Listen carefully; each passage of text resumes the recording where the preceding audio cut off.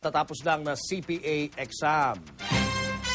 Mga guro, magulang at estudyante ng Pateros Elementary School nagpoprotesta laban sa isang opisyal ng DepEd. Nasa Taguig, Pateros ang ating kasamang si Dong Robles. Dong. Julius, kasalukuyan nga nagsasagawa ng kilos protesta ang mga magulang guro dito sa Pateros Elementary School. Ang kanilang issue patalsikin ng kanilang division superintendent na si Dr. Rolando Magno. At makakasama natin para magbigay ng ilang detalyo kaganapan dito ang DepEd Taguig Pateros Administrative Officer 5 na si Mr. George Tison. Magandang umaga, Mr. George Tison. Magandang umaga, Don. Sa kasalukuyan, mayroong maliit na protestang nangyayari dito sa Division of Taguig Pateros sa Pateros. Ito ay bunga ng mga reforma na isinagawa ni Dr. Magno para sa ikabubuti ng DepEd Taguig Pateros.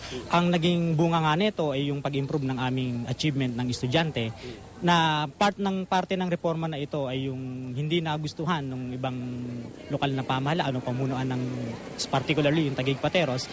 Ang naging resulta nito yung pagbibigay nila ng announcement na tatanggalan ng supply ng kuryente o ng pagbabayad ng kuryente at tubig ang mga paaralan na kung saan napersa ang ating mga punong guro na magsagawa ng protesta laban kay Dr. Magno. Pero ang sinasabi rin nila ay hindi rin daw nag-i-issue ng school fund si Dr. Magno doon sa mga nasasakupan nitong division ng Taguig at Pateros. Actually doon, ang tinutukay nila dito yung aming MOE na nung isang taon ay sinubok ni Dr. Magno na ipagbigay alam sa kanila na pwede na nilang makamtan. Nagkataon lang na advice ng aming COA na dapat ang mga principal ay dapat banded in the first place bilang mga opisyalis ng gobyerno. At pangalawa, meron tayong mga financial staff na dapat humawak ng ganitong halaga. So palit, hanggang sa kasalukuyan, makalipas ang isang taon, hindi pa nila sinusunod ang mga patakarang ito. Kaya walang magawa ang ating school division superintendent hanggat hindi nila ibinibigay ito. As a matter of fact, last week, naglabas ng memorandum si Dr. Magno para puwersahin sila o pilitin sila na mag-submit na ng bond upang sa ganon, maibigay na yung kaukulang pondo para sa mga eskwelahan. So balit sa kasalukuyan, imbis na gawin ito ng ating mga punong guro, ang ginawa nila isang protesta laban sa kanya. At may nabalitaan din kami na may mga pabago-bagong desisyon si Dr. Magno hinggil sa mga promotion ng mga teachers kaya nagkaroon ng reklamo. Ang isa sa mga issue na sinasabi nila kay Dr. Magno ay ganun nga. Subalit, si Dr. Magno ay sumusunod lamang sa patakaran ng Department of Education. Lahat ng mga desisyon na ginagawa ng aming division ay naaayon dito sapagkat kung inyong mapapansin, napaka-delicate ng political situation dito. Kaya wala ho kaming ginagawa na hindi nababatay sa Department of Education.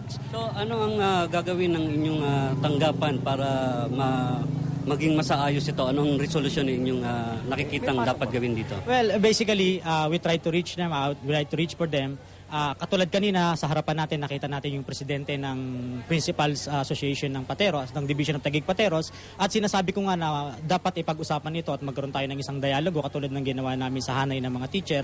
Subalit, tinalikuran niya tayo at sa harapan mo at sinabi niya na bahala na raw sila sa kanilang aksyon na gagawin, na nakalulungkot sapagkat tayo ay pare-parehong mga edukado at ang mga magulang at mga teacher ay sa atin umaalalay at tayo pa ang nagpapakita ng hindi magandang modelo. So kung hindi ito mariresolve, ano yung magiging epekto nito lalo na malapit ng pasukan?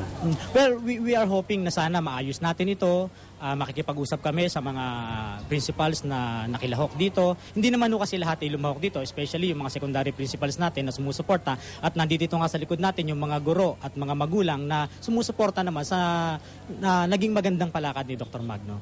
Okay, maraming salamat. At yan, Julius, ang mga kaganapan dito mula sa Pateros Elementary School. Julius? Dong, pwede ba natin kunin din yung panig ng mga nagre-reklamo tungkol dyan sa problema na yan dahil napansin natin na medyo madami-dami rin.